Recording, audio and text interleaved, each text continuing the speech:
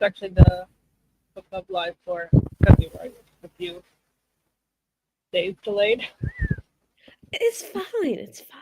Well, to be fair, February is the shortest month, so Right. But it is. even if it had 31 days, we'd still be over that. Yeah, it was my fault because my library hold did not come in time. But then I read the book in like one day. So It's a short book. yeah, and it well, we'll get into the pacing, but shall we, as we like to do on the book club, introduce ourselves with our history of the book? Oh, I didn't even put the book. Do I even have? I just have a spoilers banner. But I should get a regular banner. Oh well, yeah. For the Fault in Our Stars, obviously, by the title of the. Um, Right. Do you want to start? Do I start? sure, I'll start. I'm Violet, and I run this book club, and that's all I do because I had a YouTube channel that's now defunct.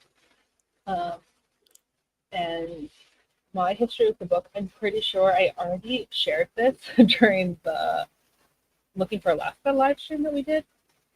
That I had kind of known John Green as like a internet personality, and I guess I don't even think I realized that the author John Green and the guy on the internet were the same person.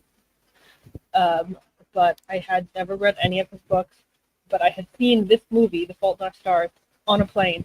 On Fitting. an airplane, with me and my partner were on a flight, probably to or from Europe, together, and we did this thing that they actually do in this movie, which I didn't even realize until I now read the book, that they do the thing where they press at the same time. Oh, And we were that's both all romantic. on the plane. It's like such a visceral memory for me. It's like was embarrassing to be crying in It's public. not. So It's cute. yeah, and then obviously I read Looking for Alaska for the book club and answered more Steam reviews. So now I have a few John Greens under my belt. Me. I'm Yeah. Anne. I read this book in high school probably a million times. And I kid you not, like I'd take it places, I'd read it, and if I finished it, I'd just start again. Like it was my book. I'd had it with me everywhere all the time. It's falling apart. I'm losing page 263 specifically. Don't ask why. I mean, if you know what happens on that page, you know why. Because the page before it is so sad. I've read it in three languages. I did the English version, that was my use, and then I had the French version, which I read, and then I had the German version, which was the worst one because the translation is off. But we can get into that later if there's a fitting point. Um, yeah, Let me it's my check favorite. the chat. Sam is here. I'm pretty sure Sam read the book.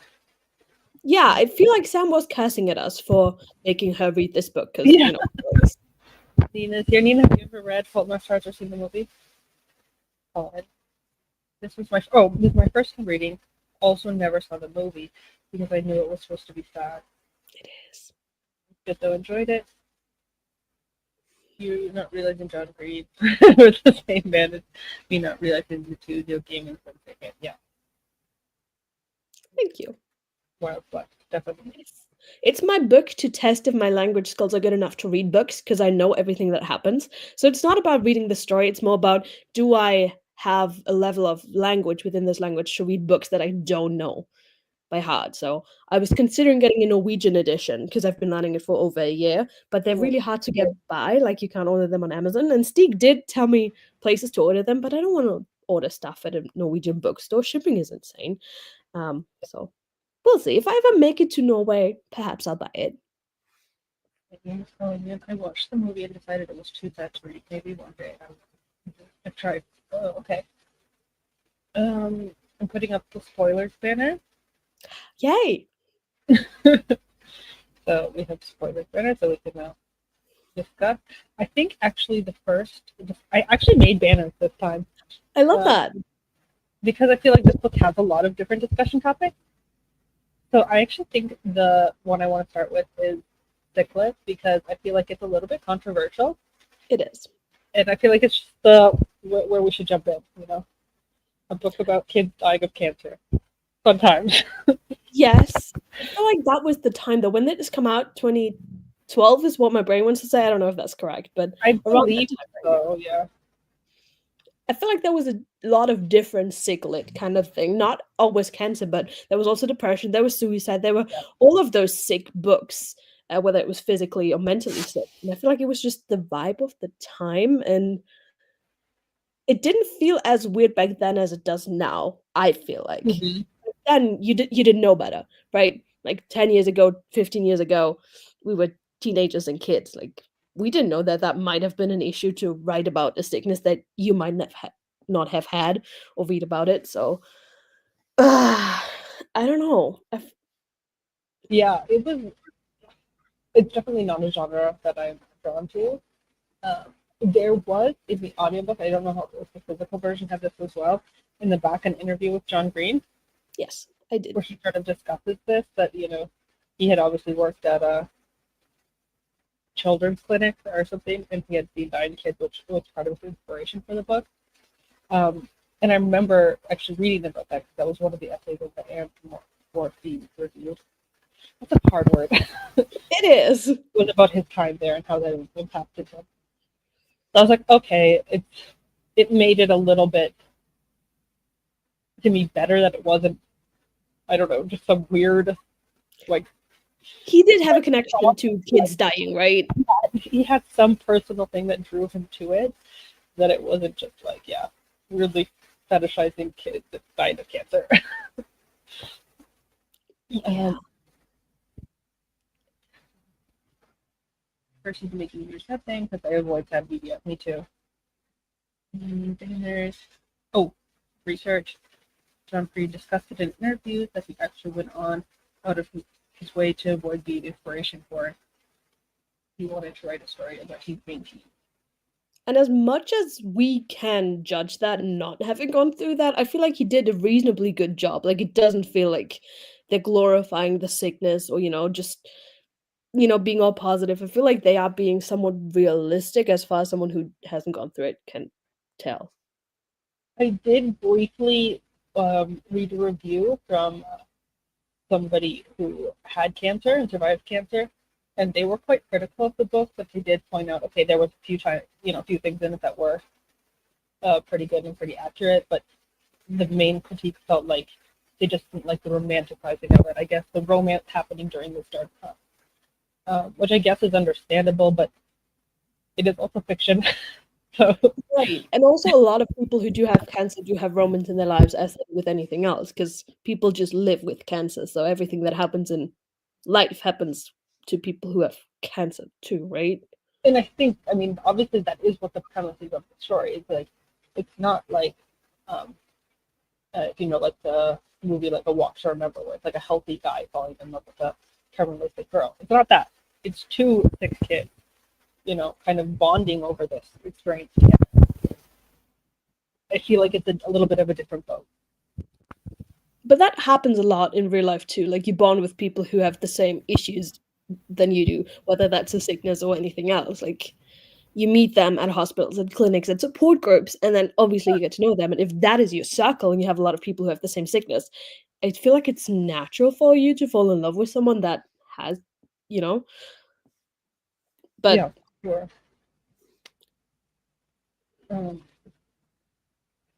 he also had met a teen girl. And they're friends with her for 2 years. Oh, I didn't know that. And maybe he said it. I don't remember. I feel like as much as we can talk about how sad this book was for us, it's probably way worse for people who have gone through that, whether they're the main character or the parents or anyone else. Yeah. Because I mean, I feel like most people do have some touch points with cancer in their life, but not in a way that it was a teen. Like for me, it was like my grandma and my grand uncle, like older people, which is not necessarily less bad, but it feels less like their whole life is being taken away because they've got to live some of their life, if that makes sense. You Yeah, know? for sure. I think it is a controversial sort of subgenre, um, but it was a sign of the times, as you said. It was. I feel like it also made it popular, but not in a way where there were so many that followed it that were really bad. I can't think of so many Cichlid books that were that popular afterwards. There was, is it 5 Feet Apart? That Yeah. came quite some time after that I feel like is the most similar, where it's two sick kids falling for each other. But other than that, I can't name all that many where it's like actually physical sickness, two people having the same thing falling for each other. well, I know like of a lot of sick lit books, but because I avoid them, I don't know what they're about, so I can't speak on it. But like, I'm like, oh, I know that's one of those sick books. So, like you said, I think that I've heard of it. And human perception that the younger a person is, or more tragic. Yeah, that's definitely a way to come to the middle. So would you plot and pacing, which is a great one to Yeah. start with? I'm gonna Uh, be honest, in okay. preparation for this stream, I listened to the audiobook on 2 times 5 speed, and I don't think that was the best to think about the pacing of the plot because everything felt very fast, but that was mostly because of the talking and not because of, the book. I don't know. For me, I really enjoyed the pacing. It for me felt like a fast read. Like I said, I read it in one day, not in probably not in one sitting, but damn near. I did read it in one sitting the first time. It wasn't my grandma's. It was like a summer. We bought it and then I read it, and then I was like, "What do I do with my life?" Yeah, so I definitely it kept me hooked. It kept me engaged. Um, yeah, I think the plot went really well. I like that it started out with Hazel's mom sort of pushing her to go to support group. I think was a great way to start the novel. We get introduced right away to sort of all the kind of key things going on Yeah. in it. Yeah, and you just immediately are intrigued with Augustus and Hazel, their interaction with each other. I think it's a great start. I think it has a good length, especially considering it is a teen book, like a young adult book. Like it is made for teenagers. You feel that, I feel like, because there's enough plot and there's enough subplot to keep it interesting, but it also goes quick enough where you don't lose interest. Yeah, it was definitely interesting for me reading it, having seen the movie several years ago. I only saw that one time. I felt like, from what I remember of the movie, that the movie was really accurate to the book. No. There was a few scenes that I was like, I don't remember this happening in the movie. And the other thing I don't remember in the movie was, to me, it felt like the Amsterdam thing came like later at the end. Yeah. And I don't remember in the movie that Van Houten came over. I was like, did that even happen in the movie? I don't remember that at No, all. they obviously changed. So I feel like the movie, the Amsterdam trip, is extended because it's interesting. And in the book, obviously, he tells her that he's in love with her on the plane, whereas he does not do that on in the movie. In the movie, he does it in the restaurant. So there was no reason for them to put the plane in since they had the scene from the plane at the restaurant. Oh, So okay. they skipped all that because it was, I mean, I know why they would do that because it's boring to see people, do all the planning and stuff. If they're going on the trip, you can just say they're going on the trip, they figured out the medical stuff. You don't really want to see that. And then if the whole telling her that he's in love with her happens in the restaurant, like if they came over there, they don't have to put it in at all. And that saves them time that's kind of useless, like if there's no plot, why show it? Yeah. But the other things were really like in the movie. Like she did have the Renee Portman T-shirt with the pipes. Yeah. I don't know, just a lot of little moments. I was like, oh, I remember this. Like them egging the ex-girlfriend's house. I love that. Like, so in a way, reading this did feel nostalgic for me just because I've seen the movie, but it also felt new to me. So it was like a really cool. It was just a really fun reading experience until it wasn't. Yeah, it's so bad, this book. I hate it. I hate it with a fiery burning passion. Like you're like, oh, I'm having such a good time reading it, and then something happens, and you're like, oh no, no.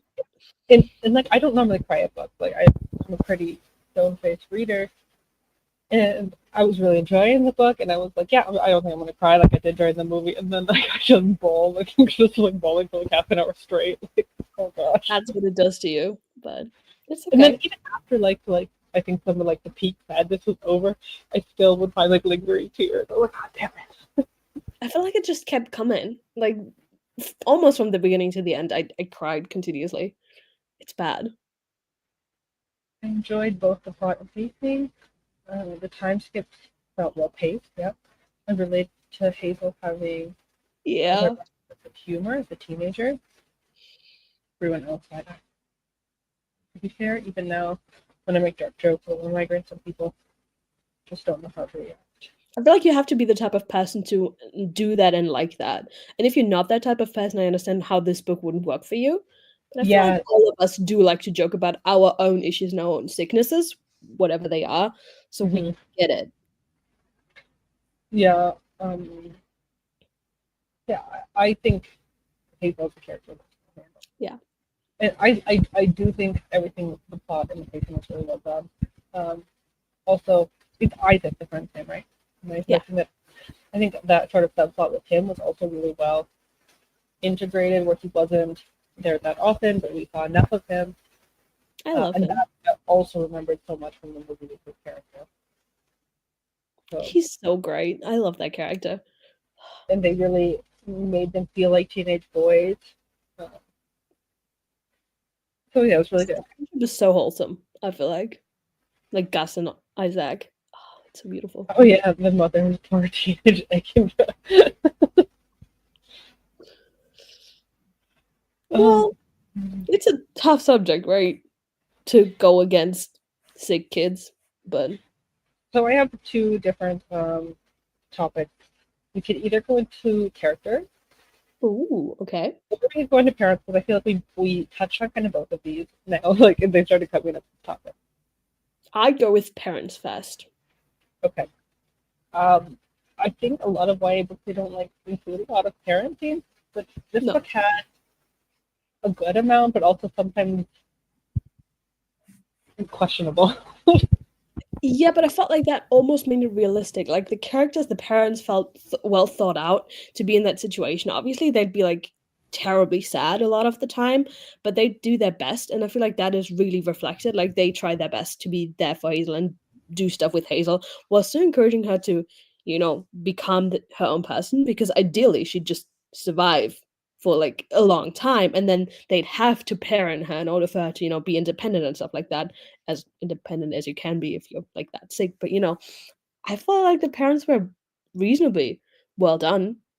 They had their moments, but I liked how almost in a way the parents did seem absent for a lot, but then when shit got hard for the characters medically, obviously then the parents showed up in a big way, um, where we really saw Augustus' parents, and they would say like, "Hey, look, you can't be here. This is just family time," or and I was like, "That's realistic," because yeah. obviously Hazel's the main character. The story of the universe is revolving around her, but it is realistic. Oh, hey, these people who you didn't really think about much, actually, it's about them right now and not about you. Yeah. No, I like her parents. I like her parents more than I like Gus's parents, which is probably just because we understand them better because we see them more. I don't Yeah, know. the one thing about Gus's parents that didn't make sense was why did they not go to Amsterdam? That didn't make no sense to me.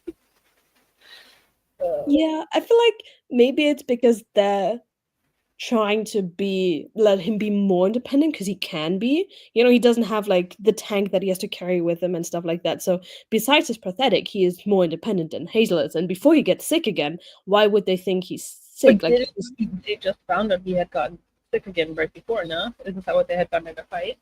yeah, but I mean, if he says I'm going, what are they gonna do? Are they gonna like No. if your child was sick and was going on this once in a lifetime trip with the person he's falling in love with, would you tell him you can't go? Well, it sounded like they were trying to tell him not to go. Yeah. I feel like I that's guess if they didn't have that fight, it would have been really unrealistic. So I don't know. Maybe John had to add that in. I don't know if he was 18. I think he was, but then again, that might just be my warped up version of him being able to drive because you can't drive here unless you're 18. So I was like, oh, he must be 18, but that's not a thing in America, so I don't know. Yeah, it would make more sense if he was 18. But also since they went to Amsterdam for like this fake Make a Wish, I don't remember what they called it in the The story. genies. The genies. And there was like also nobody from the organization there, like overseeing something or signing them off or a liaison. I also found that weird. Yeah, it didn't make sense for them to pay for all of this and organize and then not be there like at all or like have a contact person to show up. That was strange.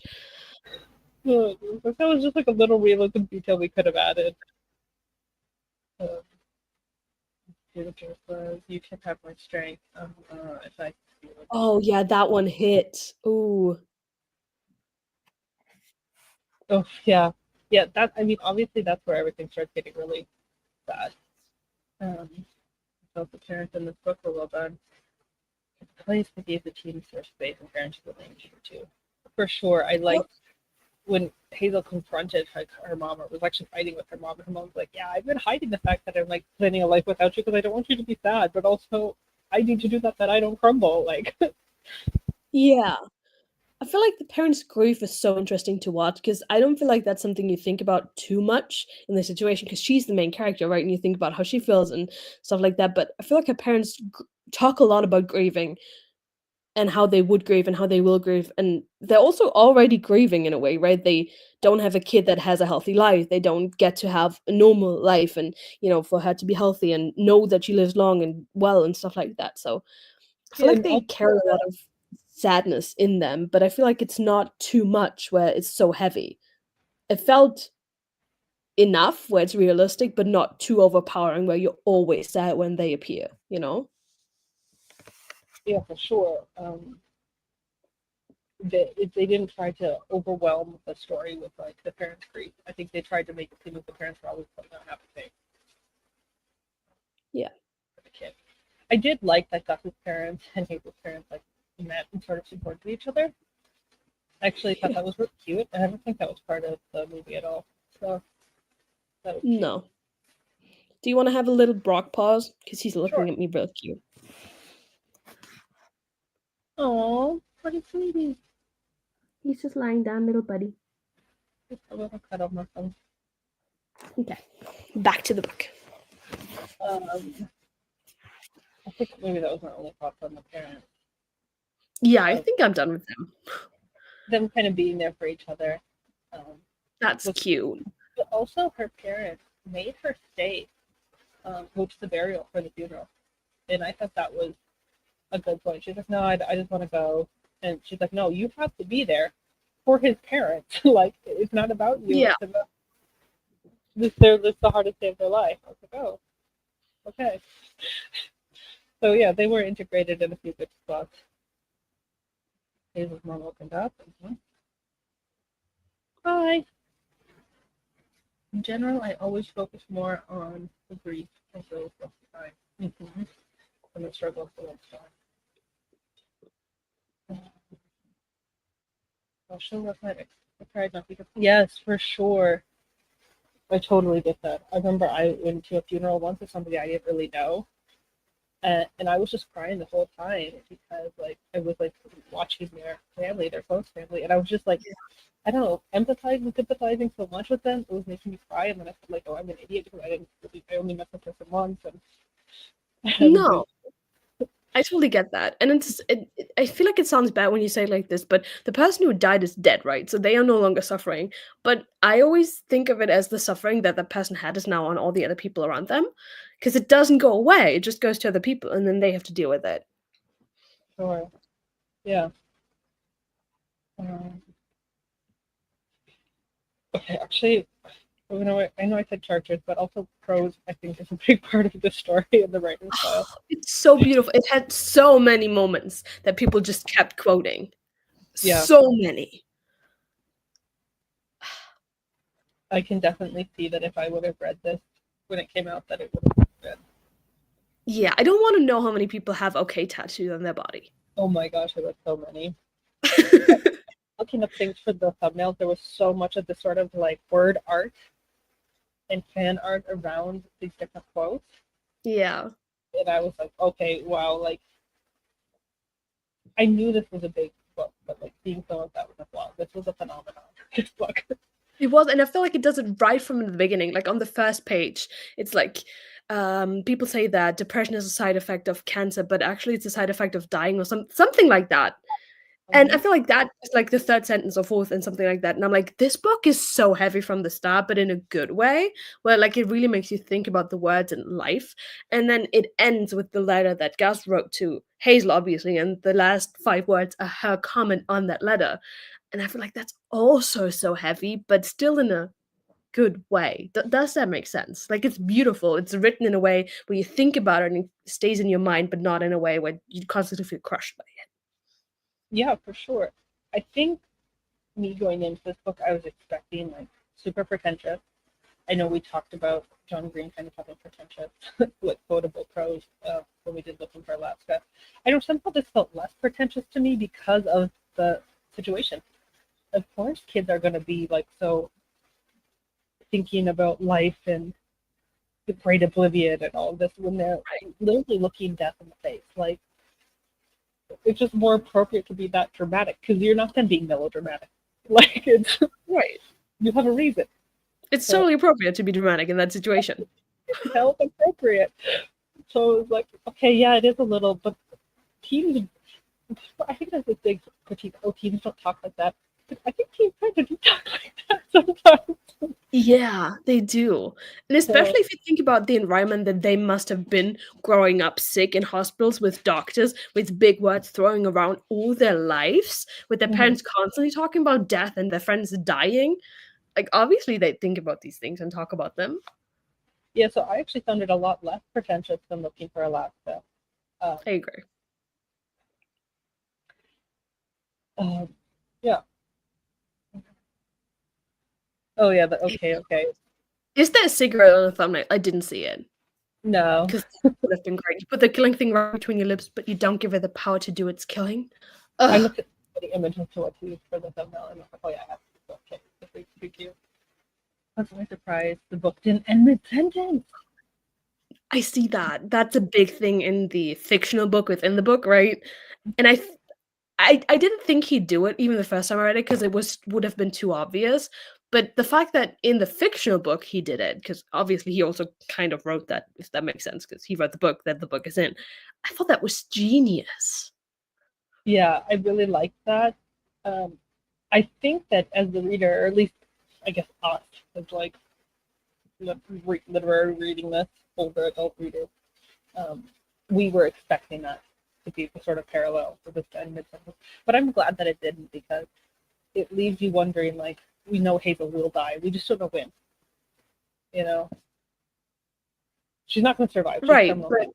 So but But the it is book this wasn't about moment her of entire life, it was about her love story, right? And the love yes, story ended because he died. yeah. So I'm glad it didn't end mid sentence because it gives us like, yeah, Hazel still has life after love, even if she doesn't have a lot of life left. Uh, we could see, okay, yeah, it's not over for her. So, a little No. bit of an opposite note. Or, I would yeah. love to hear more about Hazel.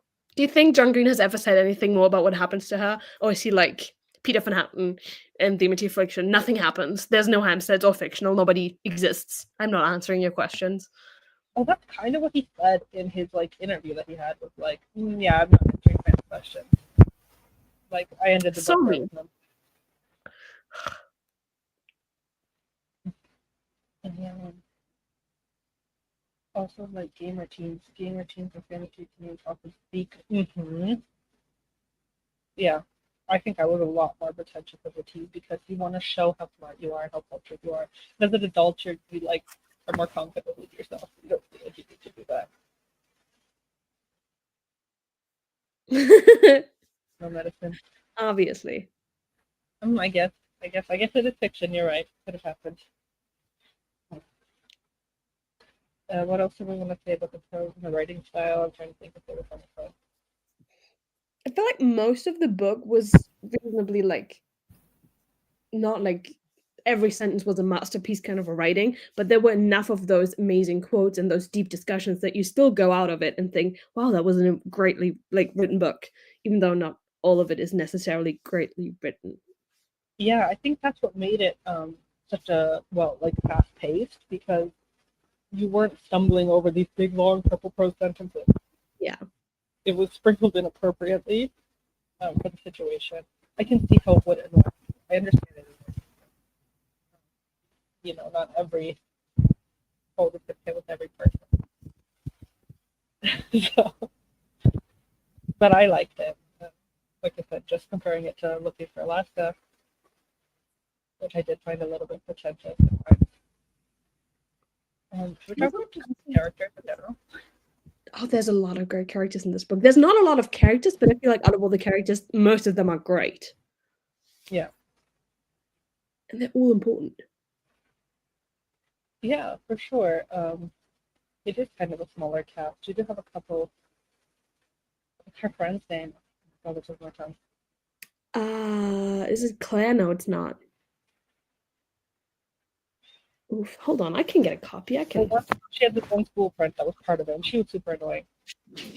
Right. But still, it made she made a sense of the character to sort of show how Hazel got disconnected from her school life, and yeah, not being able to connect with regular normal, I guess, these non-16s. They go shopping, no? In one of those scenes? Go to the mall together, and I think we just also see Hazel speak.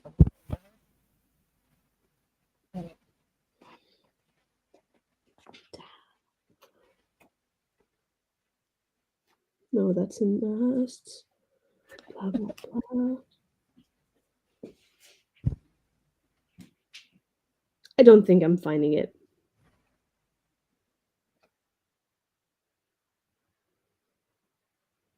Oh wait. Okay, the little brother who came in and tried to trick his brother's gay character into offing himself, such a sibling move. I loved that. Ugh. Yeah, that was funny. I liked the scene with Isaac coping with his impending blindness and his new blindness.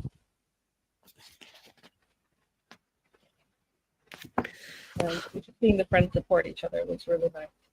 Yeah. And I feel like a lot of times you have people around you that are just around you because they kind of have to, in support groups, but they feel like genuine friends. Yeah, and not just because of their circumstance.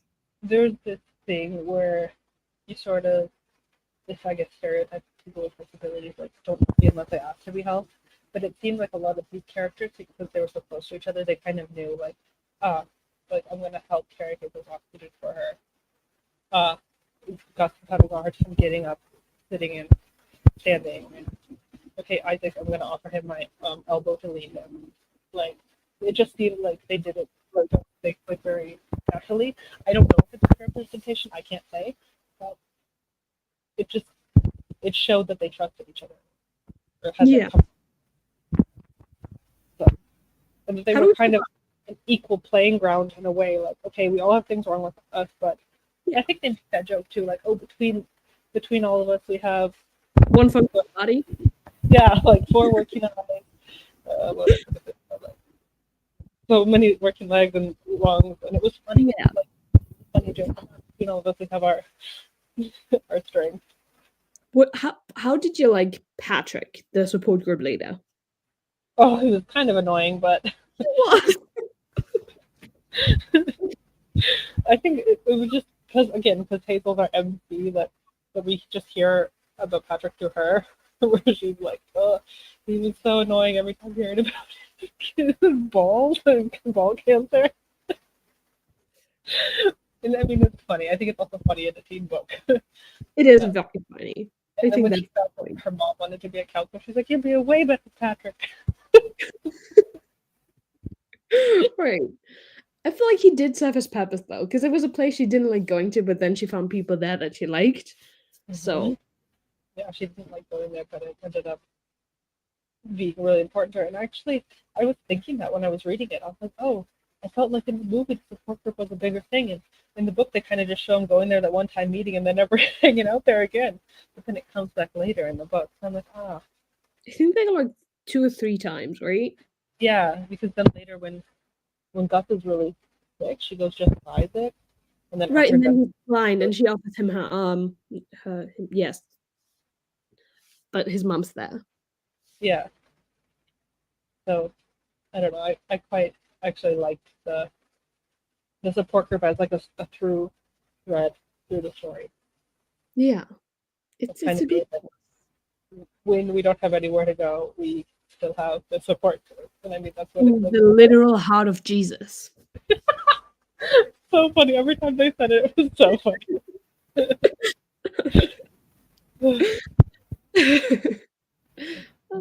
Tim said she liked the friend. She just didn't know how to connect. Yeah, it was good that she didn't like give up on her. So that she at least had one friend, so she was still in contact. He needs to. He needs a more flexible sense of humor. Yeah, I think he will. I'm trying to think of other things about the characters. I mean, Gus is the character that's sort of the. Ned's dead. Hello? I was gonna say, yeah, we kind of spoke of him as the cool boy who's in remission, but obviously that's kind of the big twist of the story. You know. So, I feel like it takes such a turn with Gus too, where he's healthy in the beginning and then obviously he dies at the end, and it hurts, but I think it's better for the story than the sick person being sick throughout the whole thing and then dying, you know? yeah, it made the story feel original. Oh, yeah, and that's what I mean for me. The waterworks when they started was when they started trying to go. Stuff was not good, and we watch him deteriorate and how people coach with that.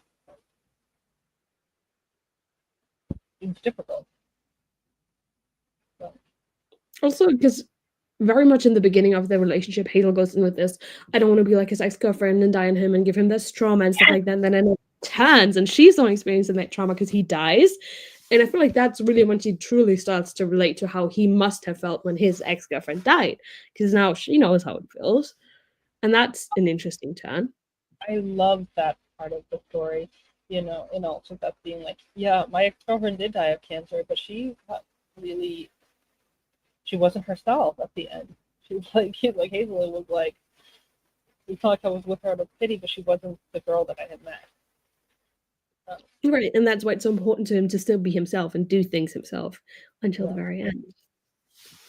Yeah.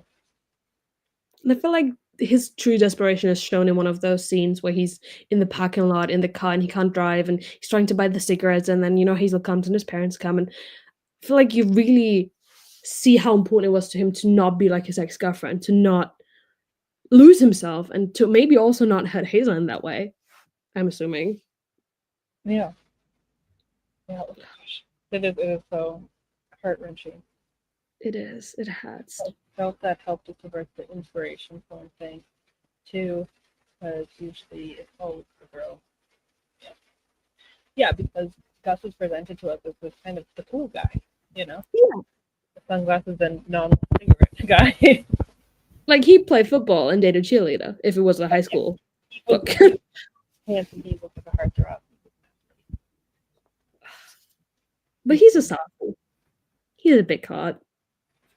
Yeah, and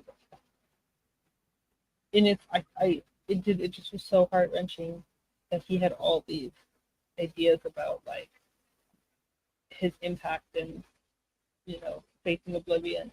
And for Hazel, she's like, yeah, I don't care about that.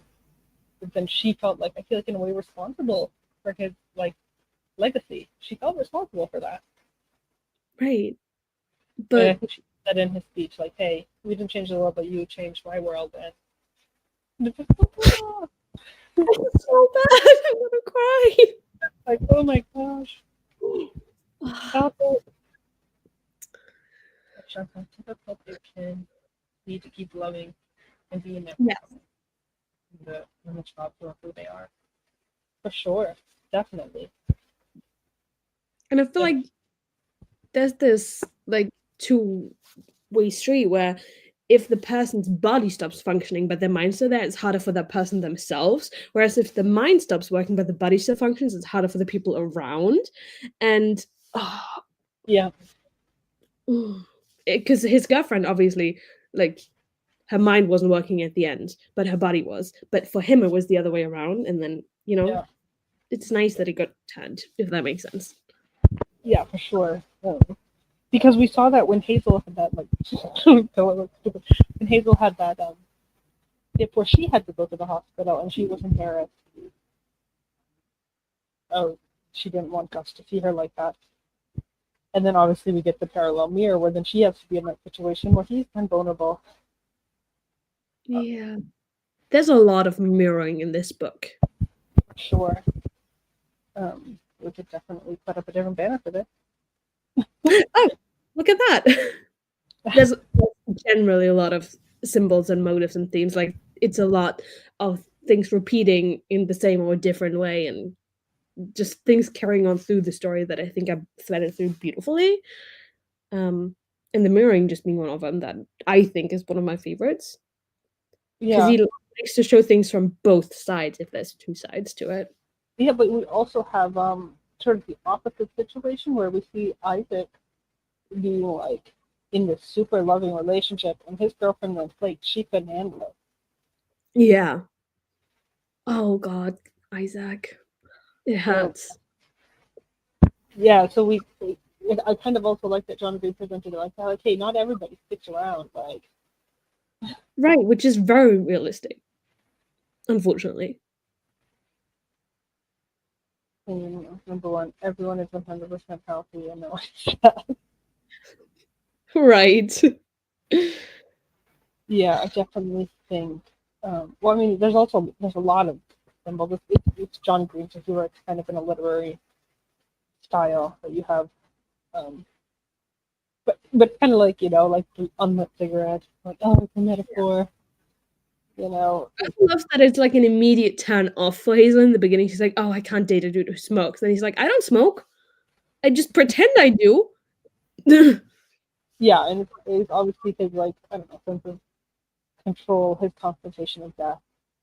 So even though it is pretentious, I don't know, it makes sense. He's a dying kid. Like, he wasn't dying at that time, but Yeah.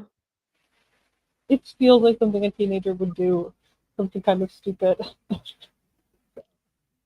mean, old teenagers are stupid, right? Yeah, for sure. And most of us do light the cigarette. He just, happens to not, which makes him less stupid than most of us. Yeah, I mean, I could understand. Maybe I wonder if he did actually like the cigarette before, but then when he was okay, be like, oh, maybe a chick whose lungs don't work, not the best idea. I don't think so. That would have been actually funny. I don't think he would Like, have been okay, Hazel, just kidding. It wasn't a metaphor. I just wanted you to like me. Like that. Maybe if it had turned out differently and Hazel would have died, he would have lit it. Ooh. But we will never know. Yeah, definitely interesting. I do feel like it's like a point that a lot of people Yeah. focus on in their reviews, and a lot of the quotes I thought were about the cigarette. So I was like, okay, that's definitely a big symbol of the novel. Well, I feel like cigarettes are made out to be this big cancer thing, and obviously they do cause cancer, and it's a bad thing, and you shouldn't smoke. But a lot of people also find like a lot of positives in smoking, which is still like you still shouldn't smoke, obviously. But my grand uncle, he had lung cancer from smoking, like chain smoking all his life, and so they removed half his lung, and we're like, well, you have to stop smoking. He's like, it brings me so much joy, I'm gonna die smoking. And so he kept on smoking, and then he had a heart attack. So, funnily enough, the cigarettes didn't kill him, but yeah, I mean, if it brings you that much joy, I guess so. Um, that shouldn't be the moral we take from this story. It shouldn't be smoke if you want. but I think it was like a nice, I don't know, inclusion of something. I'm trying to think of what some of the other symbols were or motifs. Well, I mean, themes. There's a lot here. Sam had a theme here. People can grieve the living as strongly as they grieve the dead, for sure. I mean, we see Isaac grieve his relationship tremendously, especially in the Yeah, beginning. We see him completely falling apart. he's more upset about losing his girlfriend than losing his eyesight. Right. And I mean, obviously, we don't see the rest of his grief from after Augustus died, but even compared to what we see, it's not on the same level. Well, even compared to what we see, it's more than Isaac can see. Sorry. That was great.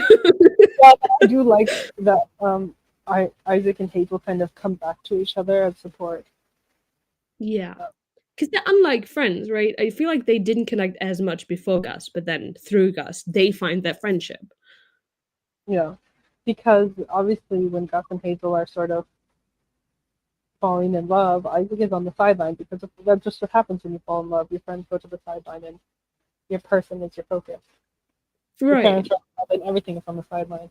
You're in your love bubble. So Which can be beautiful, but yeah. I feel like they do a good enough job not letting Isaac completely fall to the side and still be there for him when he needs him. yeah, it would have been awkward. I feel like having like the scenes after they've been in Amsterdam, they've said I love you. He had sex in this book. Yeah. I removed his pants and then I removed his leg. Yeah, a very fade to black love scene, which I saw like in the controversies of this book. The fact that sex was included was controversial, and I was like, Right. I thought it was actually really sweet that cancer kids could experience that experience in their life. Right. So, I mean, they're not kids; they're teenagers. So. Though It's not gross. because if he's on top, he doesn't have a leg, and if she's on top, she can't really move all that much because she has bad That's why we lungs. did black Just the and logistics of fade to black because we don't need to know. it. Sorry. Yeah, but I thought it was cute. But reading the scene made me feel uncomfortable. Oh my god, Hazel's mom is like down in a different hotel room, and I'm like, oh, and then she goes back, and isn't that awkward? And they're all at breakfast the next day. Oh, But I mean, her mom must have thought that this would happen, whether it was in Amsterdam or before or after. yeah, Like, exactly. So I was like, as Hazel, I was like nervous, but I was thinking like, maybe her mom doesn't care that much, and she's happy that her daughter gets a regular adolescent experience. yeah. Who No, knows? I feel I like don't. it's very fitting for that book. Like, it's not that awkward first time sex in a book, but it's also not that I must stay with you for the rest of my life. Like, it's obviously they're in love and they're in a relationship, but since their tomorrow isn't promised, it doesn't feel as you're my one true love. I need to only do this with you, and I will never do it again, if that makes sense. Exactly. It wasn't like it didn't feel like a pressure situation. Yes, that's yeah. Or like, let's just do this so we can both cross it off our bucket list. It also didn't feel like that. Though the circle thing, that was funny. I did just want to bring this up because this actually reminded me because didn't Augustus say like, oh, don't be so surprised I'm a virgin. There's not like a lot of people wanting to bang on like a 17-year-old He amputee. did say, draw a circle of 17-year-olds and then draw a circle of people So with one leg. that was Yeah. like that. It was 17, wasn't it? Yeah. Then I'm shocked that not his parents or people from the organization went with them. John Green, it wouldn't have been that hard to add that in, to have his mom go with, and then have the two moms hang out together. Yeah. I feel like it's also irresponsible to leave one grown up with two sick cancer children.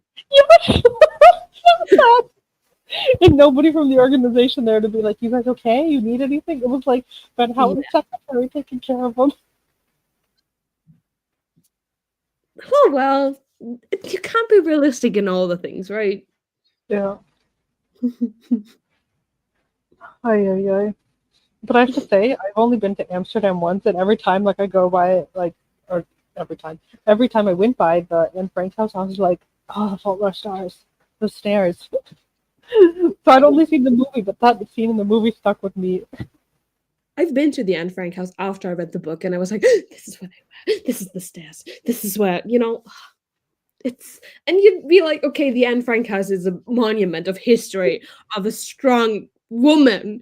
And then we taint it with this. Yeah, But it felt so random. I remember in the movie it felt random. I actually want to rewatch the movie because I'm like, oh, am I just misremembering things or? But I think it's beautiful that I cannot pronounce the assistant's name, that she organized all of that for the kids. Yeah, I don't even remember that character in the movie at all. She has like long reddish hair, I think, like reddish blonde. But in the movie, hadn't it been like they hadn't even talked to Van Houten. Like it was actually only the secretary who had talked to them. Oh yeah, yeah. But in the book, it was like, no, he actually wrote with the kids, but he didn't think they would come. I actually do have a banner for this. I love books and books. It just always makes me wish we had the book in the book. Like if Yeah, you write a book with the book in it, just write the book inside. Like give it to me. yeah. And I also loved that she gave him the book and like he had like this like video game novelization that he gave her to read, and she took it seriously. Yeah, but then he immediately was like, "Oh, I gave you trash. I'm sorry. This is not the same level." That was cute. It was such a cute moment and like building the relationship and rapport between them. I feel like that's a sorry if you can hear Brock eat. Um, I feel like it's generally such a cute way to get to know somebody by giving them your favorite book. Like it's so intimate. Yeah. And it was cute. And I feel like there's also this moment where Hazel realizes like, oh, Gus isn't just pretending to like this book because of me. He genuinely likes the book. Which is so sweet. Yeah. It is. I feel like this was a good level of a book about a book where it's like we don't get excerpts of the book. No. So it's not really a book within a book. But we hear about different things like the mother and the tulip salesman or whatever. The hamster? What about the hamster? What happened to the hamster? So it's like That's a big question. we hear just these tidbits about the book, and it's so funny. Yeah, I think he did a really good job balancing, giving us enough to make us interested about her caring about the book, but not doing it too much, where we're like, okay, there's a book, we get it. Yeah, it didn't take over the plot. It wasn't No. like this wasn't just like trying to mirror Imperial Affliction. It was like this was just something that really helped her cope with her cancer. Was Right. reading a book about good with cancer. I find it's funny because the book in the book is about the same topic as the book, but yet they feel very different. Yes, for sure. I seem to have fallen behind on the comment. You're fine. Teenage brains are biologically wired to be impulsive. Long-term consequences. Brains are I functioning. mean, same. I argue her mom enabled it. Yeah, because her mom did make like one comment, right? Like, "Oh, what did you guys do when you got back?" Or "What did you guys then do?" And like Hazel lied. I don't remember what she said. But her mom was like, "Mm-hmm." She 100% willingly wandered off to leave them on her. Yeah, I feel like her mom wanted them to do it. Yeah. But to be fair, like Amsterdam is like really safe. Like, I mean, it has like an, reputation of hookers and drugs, but it is like really safe. Also, they're still like 16, 17, like they're practically adults. Yeah, especially in Europe standards, I think. Oh yeah. Video game novels can be amazing. Yeah, I like that that's what it was. It was cute. It was so cute that was like, I don't know. It was a good addition to the book. I need to know about what that hamster made it too important. Yeah. What was the hamster's role in the book? We don't know, but he was the only character he was willing to give post book info on. Yeah, he was the only character, the hamster.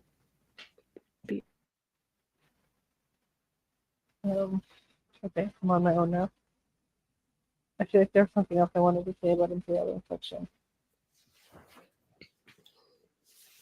Oh, that she was the one who realized that Van Houten had a daughter and had been through this, but she didn't realize it till like the end when he was back at the funeral.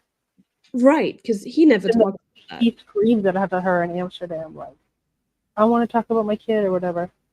So that's what I was expecting because I'd seen the movie. And then I was like, oh, that never happened. And then I wasn't expecting him to come back. If that was in the movie, I totally forgot it. Yeah. Right. I did forget that. I know I haven't read this book enough. some people, I saw that also as a critique. They didn't like that Van Houten came back because they found it unrealistic to travel. No, I think that's very realistic. Yeah, I think it brought back the same sort of like themes that we touched on before of Hazel saying like, Gus, you didn't impact the world, but you impacted people. And Gus impacted Van Houten. Like, he Also, did impact on him. it makes sense from Van Houten's point of view, where nobody has ever like talked to him, contacted him, seen him in that way as that author, besides, when it came up, but nobody has actually like contacted him in that way and spoken to him and been to his house, like been to his place. So obviously that would change something in him.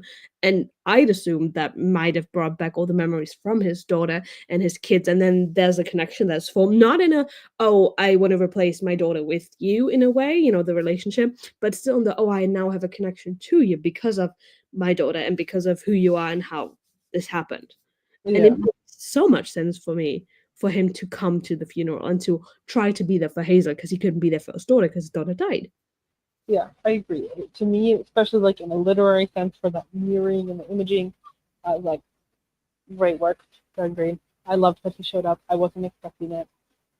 Um, it got me. It was good. It made the plot feel more cohesive, because I feel like in the movie they just went to Amsterdam, he yelled at him, and we didn't see him again. Maybe we did, and I don't remember it. No, I don't think he's doing a very good thing in the movie. Like he's just an ass. Yeah, so Book Van Houten is also an ass, but he's almost just like, he's so pretentious and he doesn't realize it. But they call him out on it. I don't know. It works. Book Van Houten is better than movie Van Houten. Yeah. I'm saying Amsterdam is a crime zone. Just that with my kid almost died less than 2 months ago. I'm not letting them go that far away. Yeah, it's more for me about the distance. I let the kid go on such a long trip alone. Didn't make sense. John Green really could have just added his mom. Well, I feel like this book does a lot right, so it's okay if it doesn't do everything right. That's true. But I would like private security in the background intending. Give them space. Some of the back of their minds like only. You'd be the newspaper person with the holes. Yeah. Well, yeah, I don't know. It's hard to say. I don't know. I think the Amsterdam scene, they worked out the best they could have.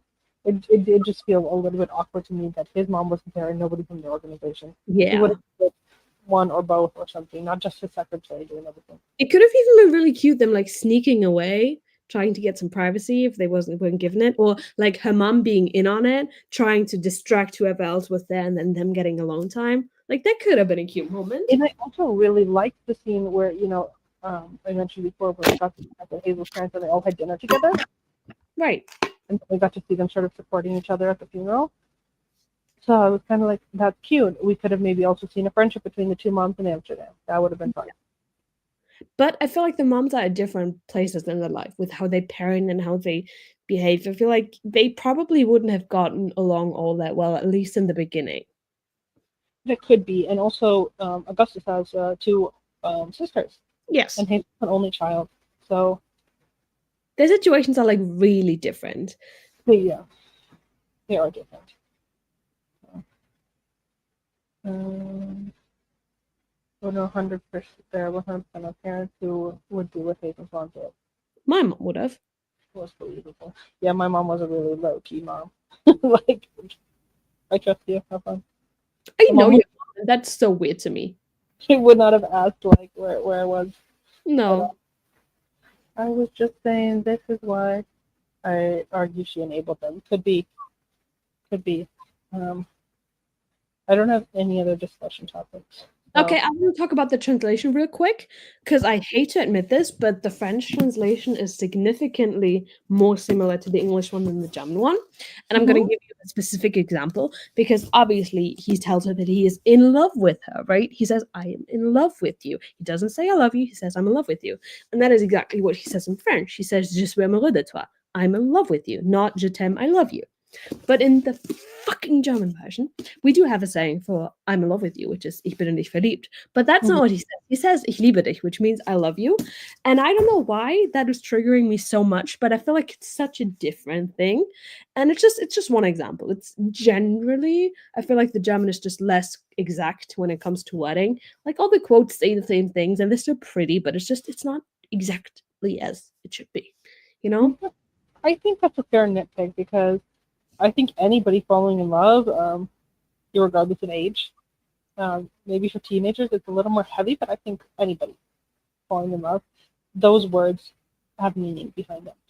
Yeah, And saying I love you for the first time means something.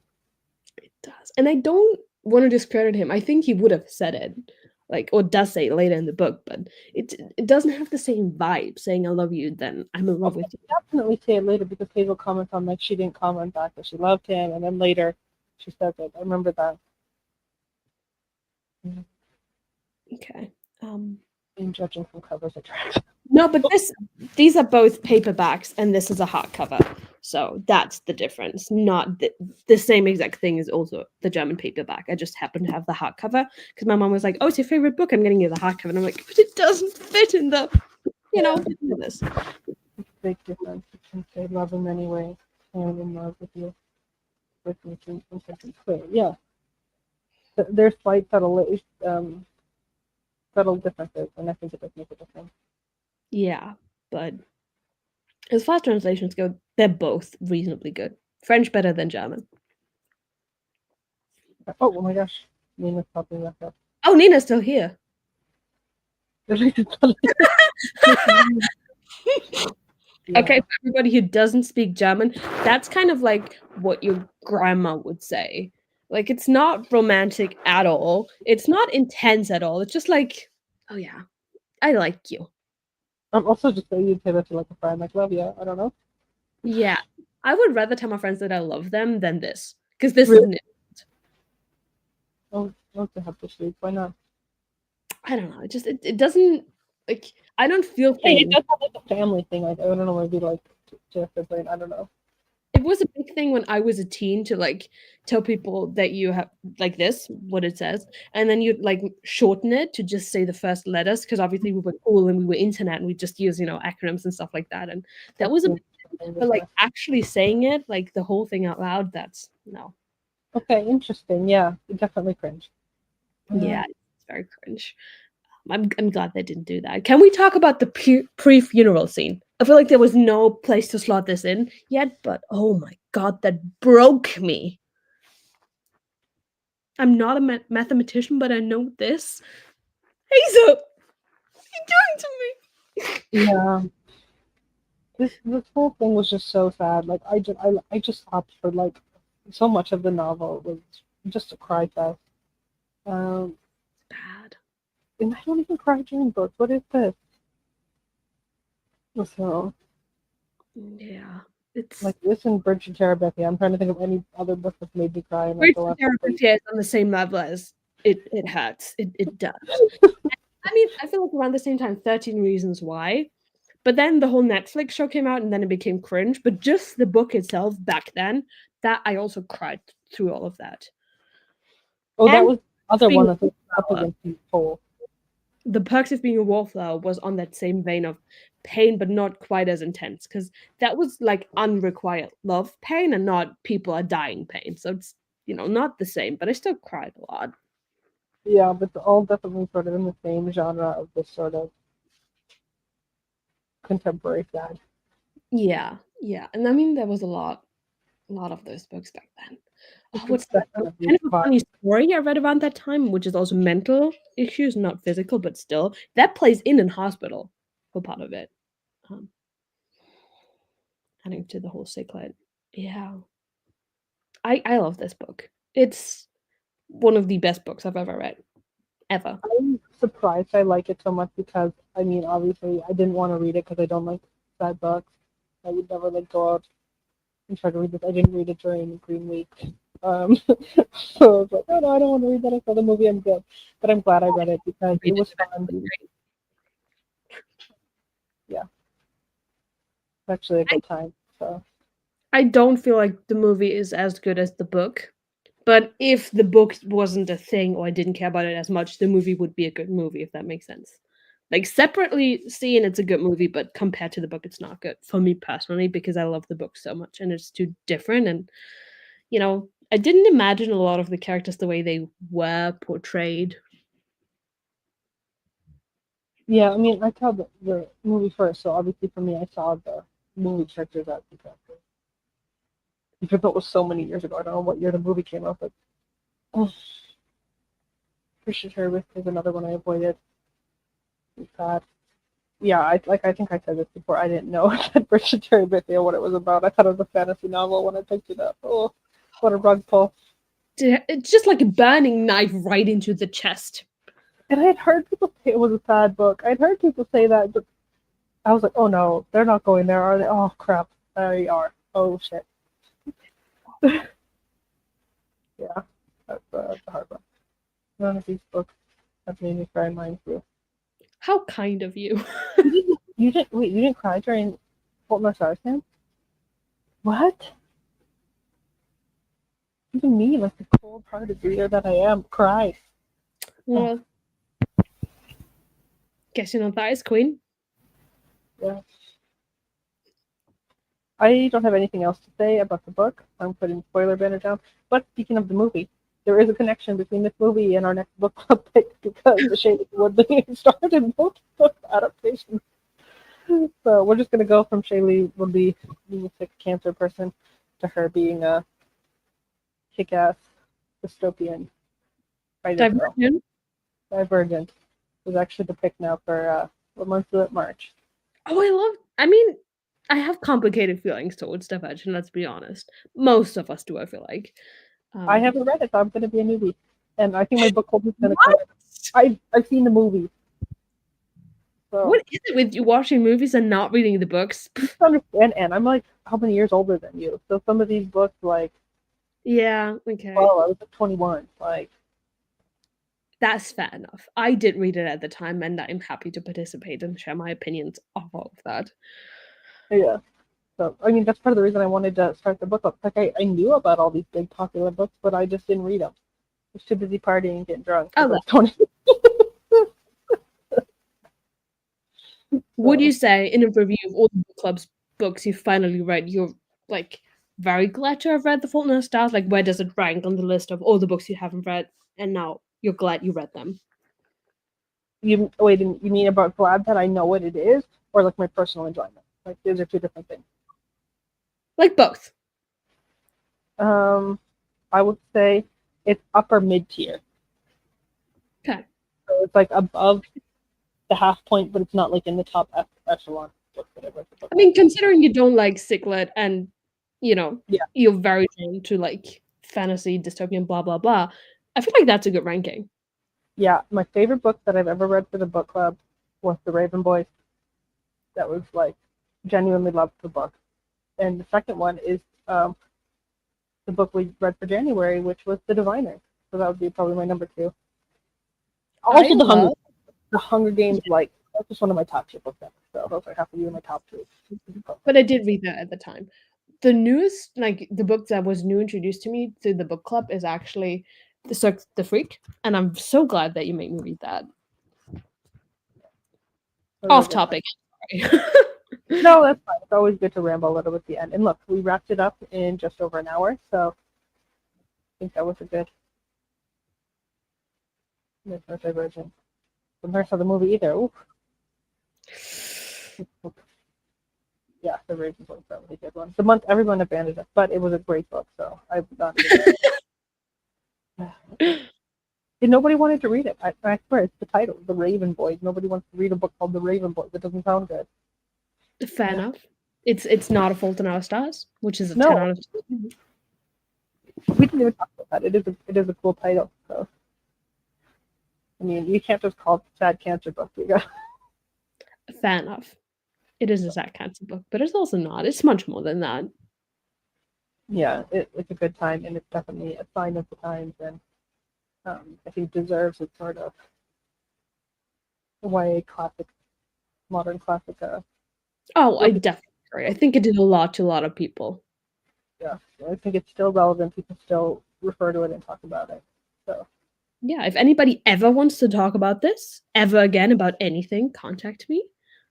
I love this book. Like I said, I had only seen the movie like once when it came out, and I showed my partner the thumbnail, and he remembered the okay, like from all those years ago as well. So it was so big. The impact was there.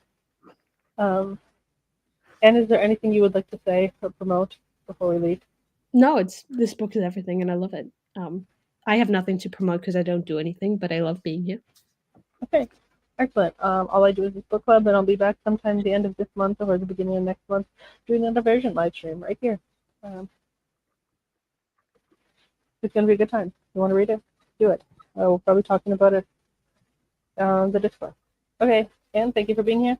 Thank you to the chat for participating, and bye. Bye.